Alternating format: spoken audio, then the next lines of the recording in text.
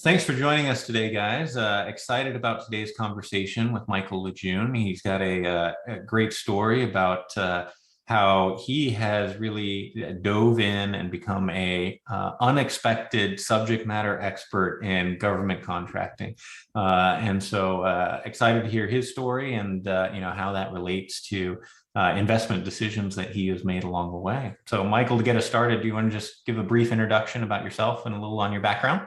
Sure, absolutely. I'll just jump in. And hey, thanks for having me. I really appreciate it. And this is a topic I don't get to talk about a whole lot of, not only what happened to get me here, but the decisions we've made in investing, which I think are very, very important to business owners. And so just the quick story for me, I'm an Army veteran, spent 4 years in the Army, got out, went after the super sexy job of being a government contractor, which I didn't like very much, and wound up on the total dark side of the business from engineering into sales.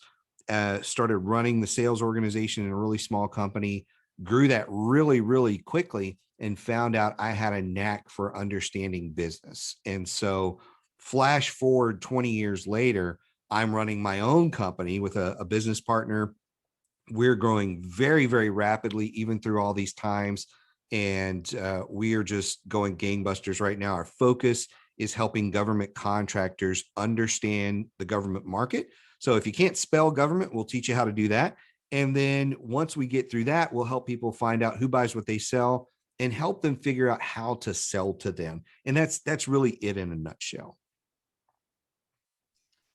A nutshell, but a very complicated, convoluted one that needs guidance, right? It So, needs it needs guidance. So I think it's scary to a lot of people, but once you start to learn it, you realize it's less complicated than the commercial market.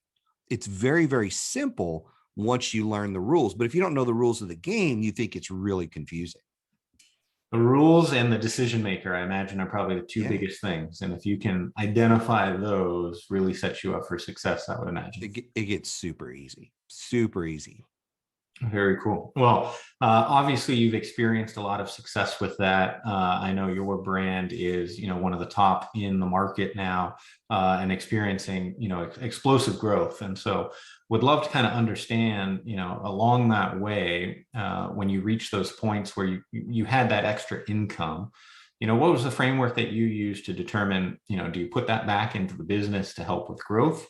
Right, your business is a consulting one, right? I assume that means you've got to have some salaries, right? You're probably taking some overhead before you're taking some contracts, right? How do you manage that versus the consumerism in America is all about chasing that American dream, right? Bigger Right. house, bigger car, bigger dot dot dot, right? And so how did Right. that factor in versus putting aside money for your own personal investment? And kind of what did that look like for you? And kind of what point in the business were you seeing those decisions that you had to start making?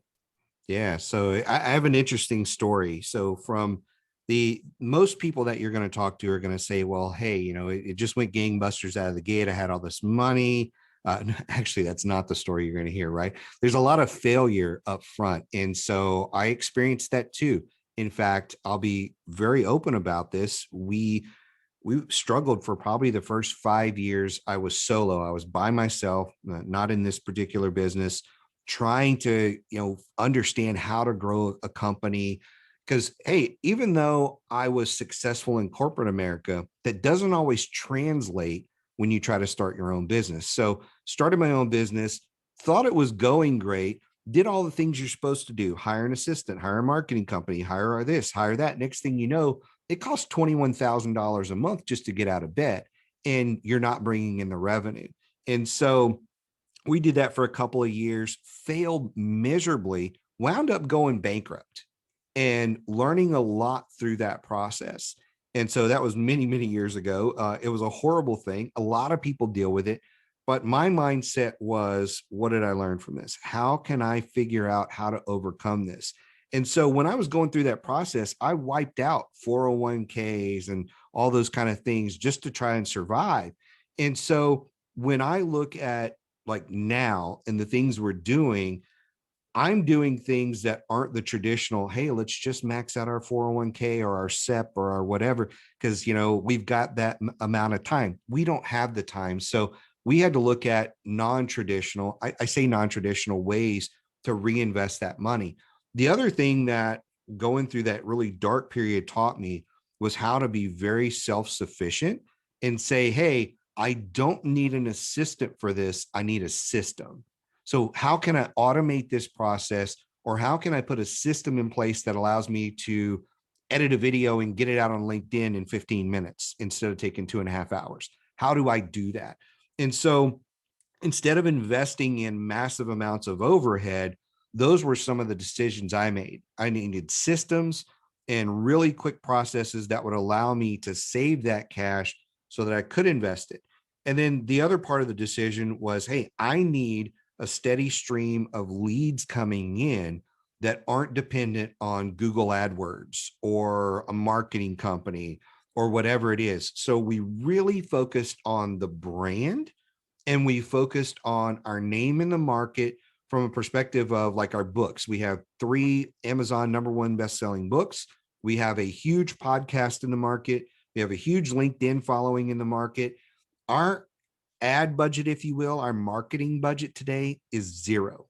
We have zero money going out for marketing, and we have more leads coming in than we know what to do with. And that was by design, but it took us 5 years to get there. So it's a long way of kind of describing our model. We built it in a way so that as the money came in, it was mostly profit. And so instead of having all of this money coming in, but we're only taking a little portion, we have all this money coming in and we're taking a huge chunk of it in profit so that now we can reinvest it. I'm debt free today, which is awesome. House, cars, all those kind of things. There's no bills, there's no student loans, there's none of that kind of stuff. And that allows us to now take the money that I get through salary distributions, those sort of things, and reinvest it in other stuff that makes me money. Because again, remember, I wiped out my 401k. So instead of saying, well, I'm going to put a few $1,000s in a 401k and take 40 years to get that $1 million for retirement, I've got to accelerate this process. And for me, one of the best ways to do it is through property. I love properties and things like that.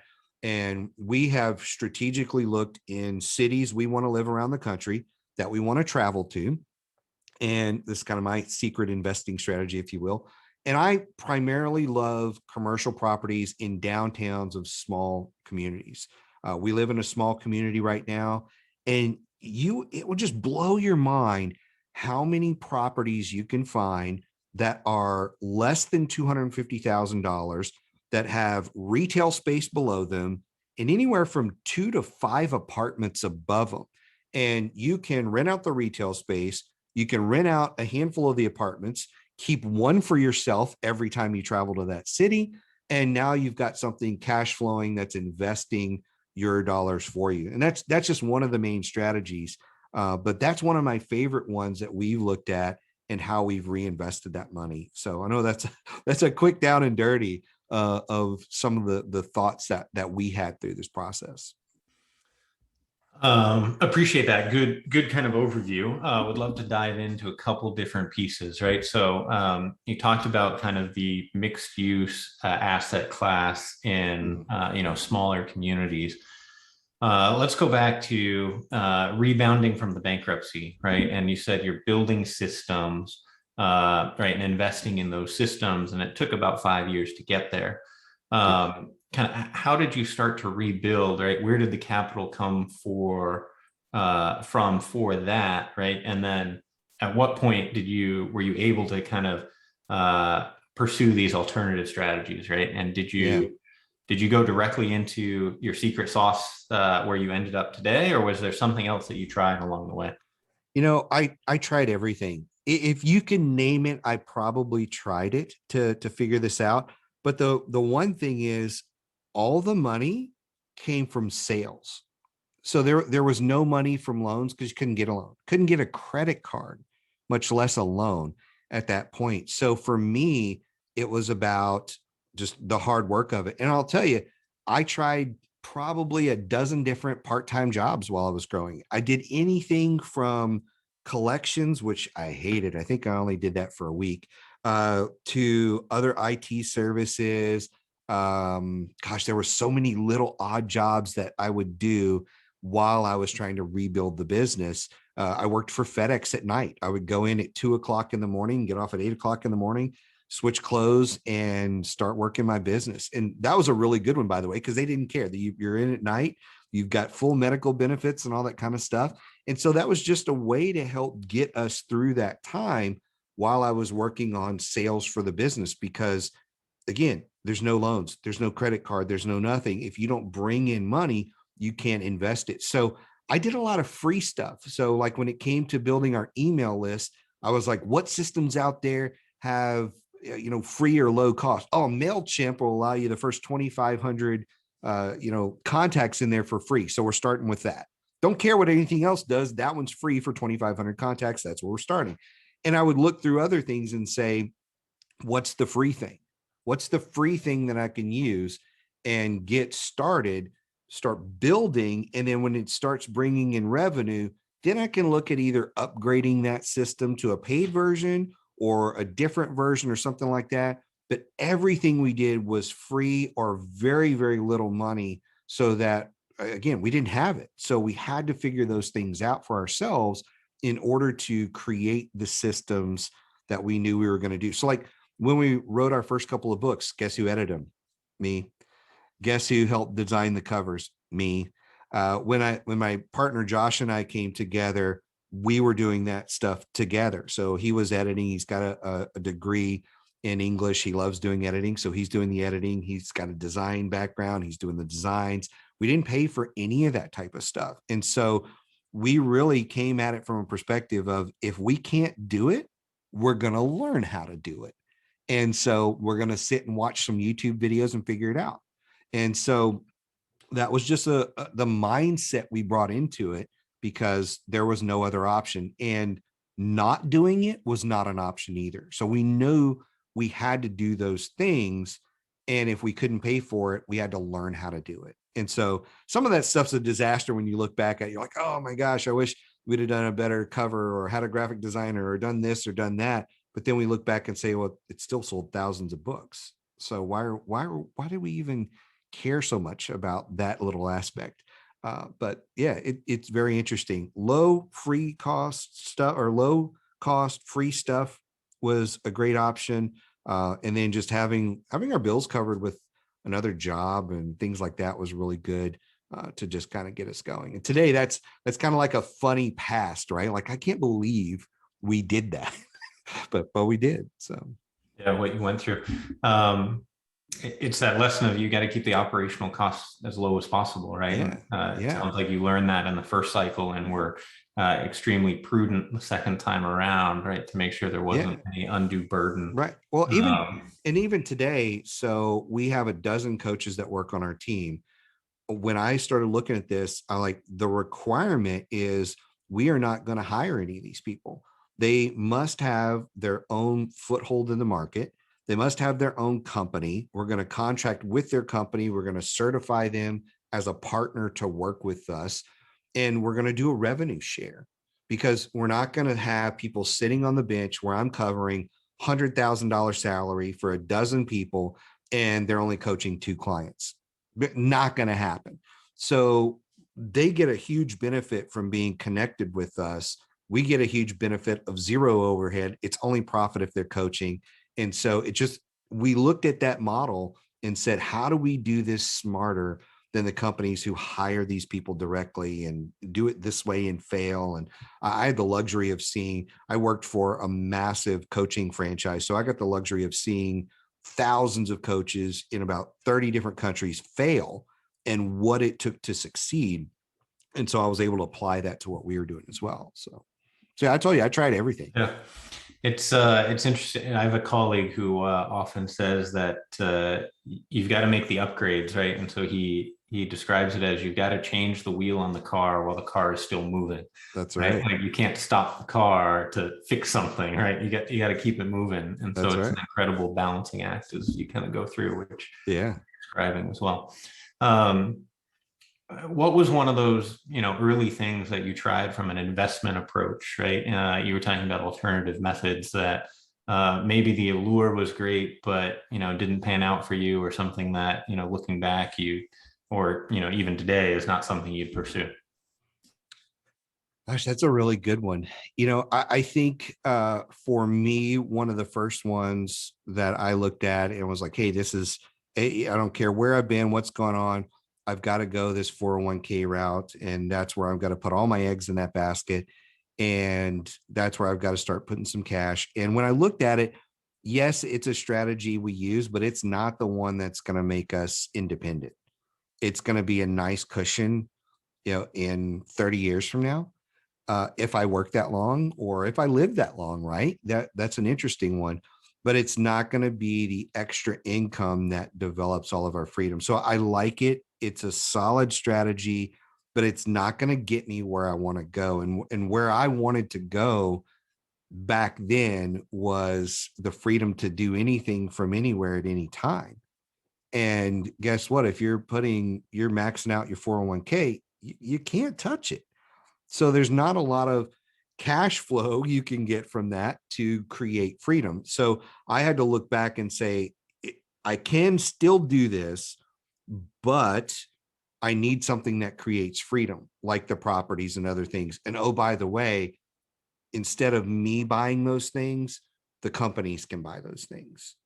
And that's a big lesson there as well, because initially I thought I had to own everything, and you don't get a lot of tax write-offs when you do that. So it's not a smart way to do it. So I've got a really good friend that's a real estate attorney, and she's really helped me guide me through a lot of that stuff of creating the LLCs and all the kind of stuff that goes with it, so that you get the write-offs and all the stuff that comes with it.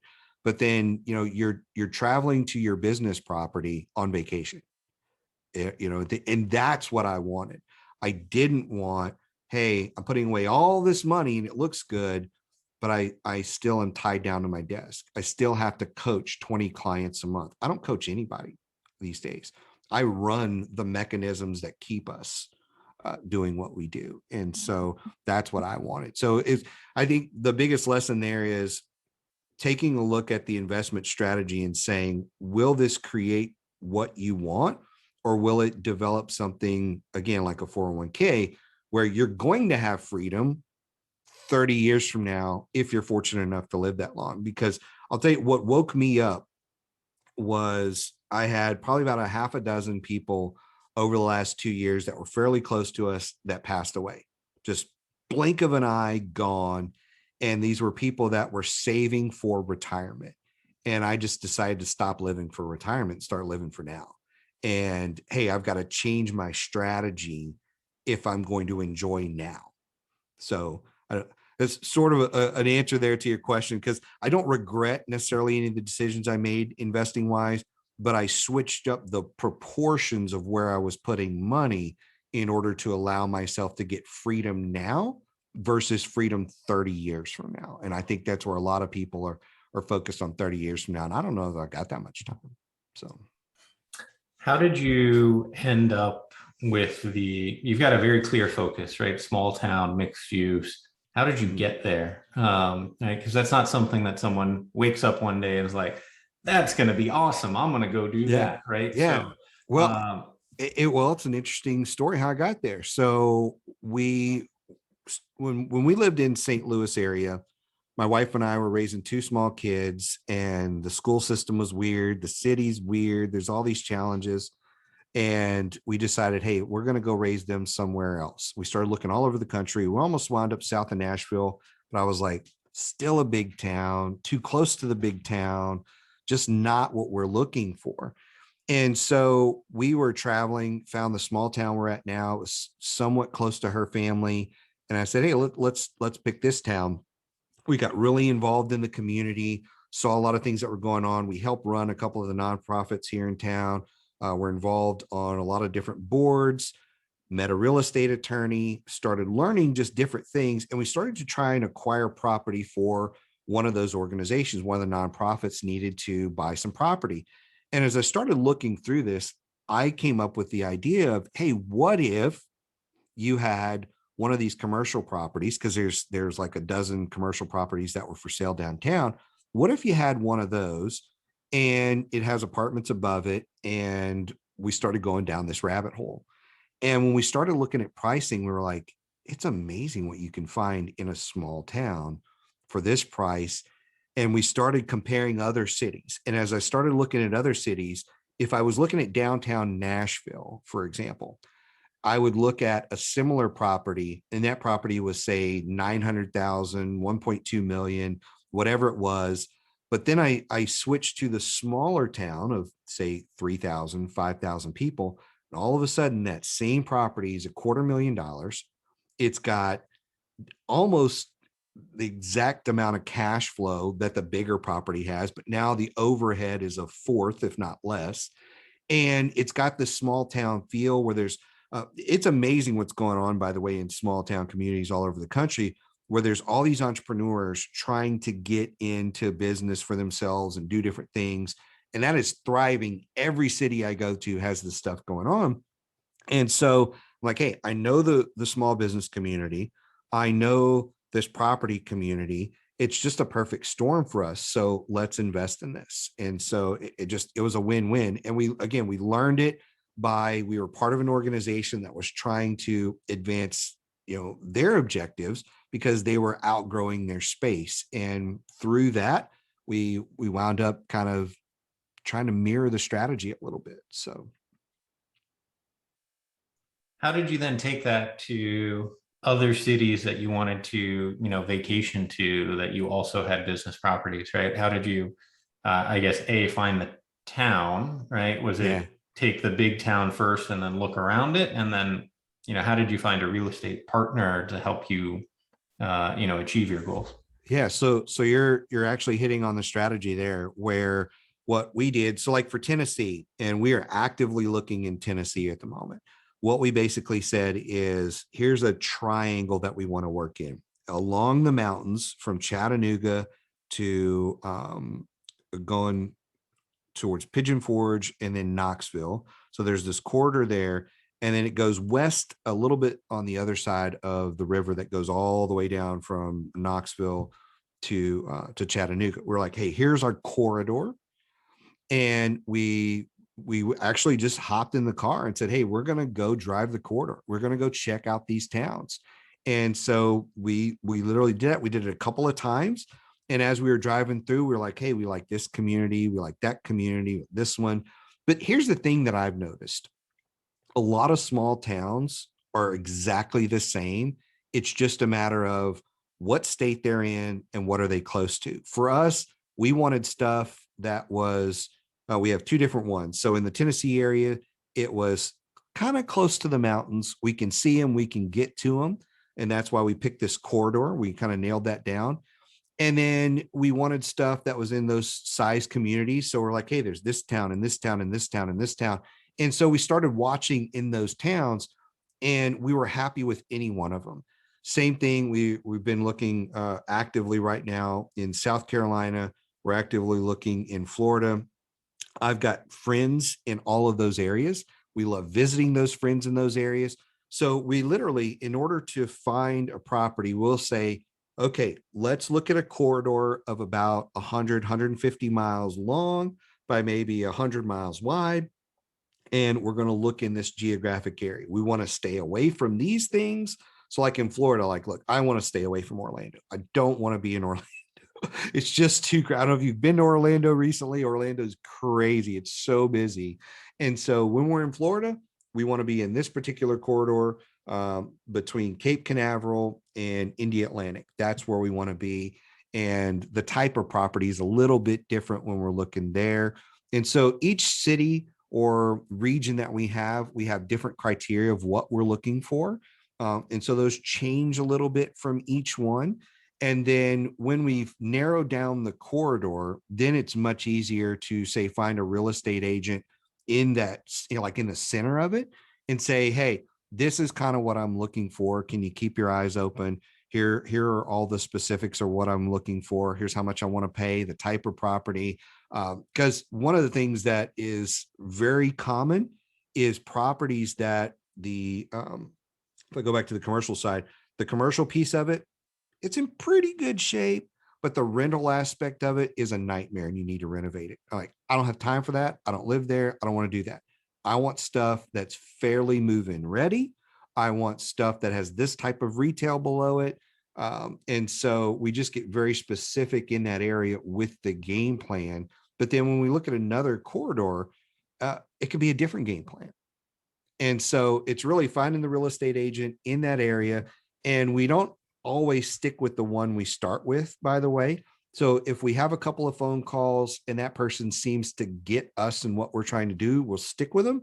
If we have a phone call and the person's like, oh yeah, I know exactly what you're talking about. And then they just start sending you all these properties that have nothing to do with what you're asking. A lot of times we'll say, hey, this is what I'm looking for. If they can't tighten the group on it, if you will, then we'll say, hey, I think we're going to look for another agent that's more attuned to this. A lot of times you can actually find on the commercial properties, because you can go search commercial properties on LoopNet. A lot of times you'll find people that specialize in that. So you'll go find a commercial property person through there and then try to reach out to them. But it's kind of a trial and error, just like business, right? It's a trial and error to try to find the right person. And once we find them, hopefully they can help us meet our goals. The other part of it is we're extremely patient. I do not have to buy anything today. I just need to find the right thing.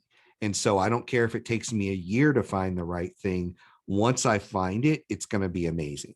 And so patience is absolutely a portion of it. Don't rush into buying a property just because you're itching to do it. And, the end of the year is coming, don't do it. Invest the money somewhere else.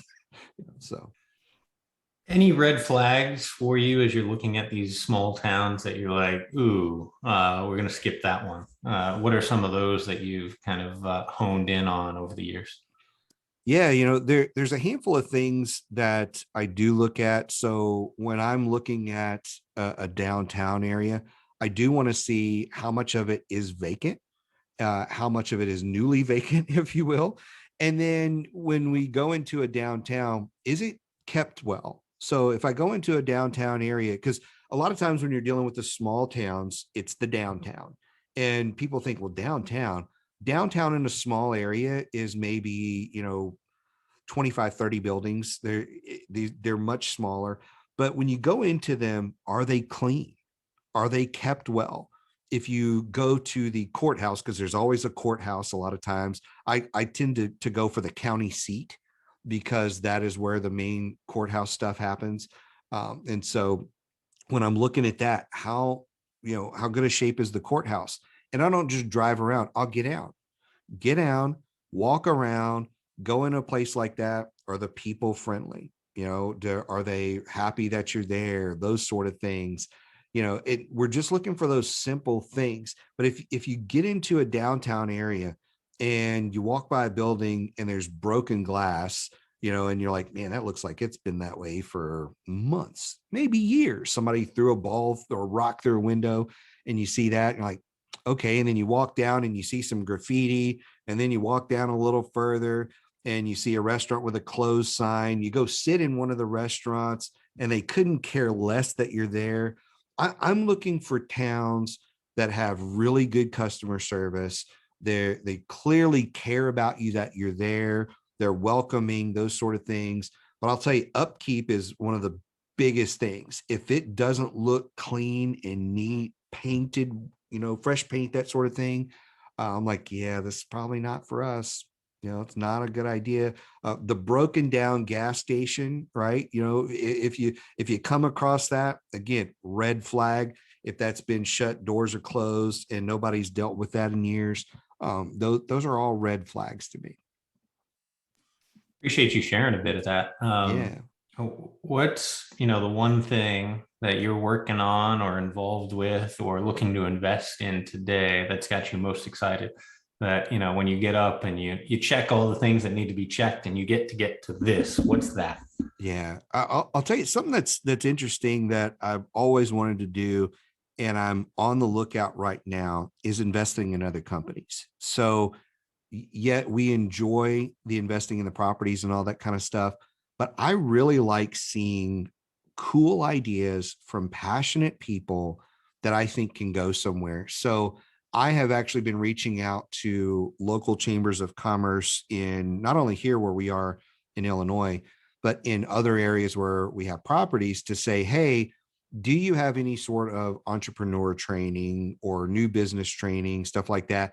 And there's this phenomenon going on around the country. This is one of the things I alluded to earlier of these business boot camps. And a lot of, chambers of commerce or other organizations in small communities are doing these business boot camps. And one of the things that business boot camps drive them towards is a business plan and sort of a business pitch, if you will. And so when I hear about those are things that I ask to sit in on. Hey, can I sit in on that and listen to that almost like as a Shark Tank type of idea? And if I like the idea, I will ask that person to invest in it. So that is the thing I'm actively looking for right now in these small communities. Because guess what? It fits my interest in a lot of different ways. One, I love the small business community. But guess what? A lot of these people are looking for storefronts. So they're looking for storefronts. So a lot of my strategies in life all kind of intermingle with each other. And I think that's one of the things that makes them successful is my investing strategy with the properties fits with the investing strategies of small businesses in these communities. And it's something I'm passionate about as well, because I'm a small business in a small community. And so yeah, that's what's really got me excited right now. We're actively looking for those companies where I can either invest time and or money into them to have a portion of those companies. And I really want an ownership perspective where I can come in as a board member type person and guide them. I've seen so many disasters. It's easy for me to say, I know you really think we should go left, but that's a disaster. Let's go right. And here's why. And I'll even pay for it. I'll put my money where my mouth is on that. And if I'm wrong, you can kick me out of the company. But yeah, I think investing in companies is something that I'm really passionate about. That's cool.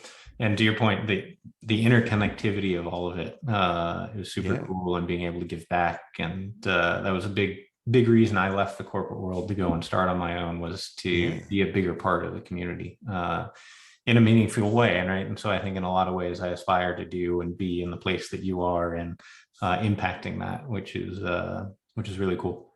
So Yeah. appreciate you joining us today, Michael. For our viewers who want to, circle back and learn more, what's the best way for them to connect with you? Sure. The easiest way is to just go on LinkedIn. So go on LinkedIn, search for Michael LeJeune. You'll probably spell it wrong. It's totally okay. There's about a dozen of us that are on there. I'm the government contracting expert. I am the one with the best-selling books and all those sort of things. So on my profile, it says connect with me and win more government contracts. So you'll know it, it's me. So LinkedIn is the best way. I answer all those messages myself. And then the rest of my contact information, email, phone number, and all that's on there as well. Very cool. Well, appreciate the time and the interview, and hopefully we can stay in touch. Yeah, absolutely. It was very fun. Thank you. I really appreciate coming on and talking about all this.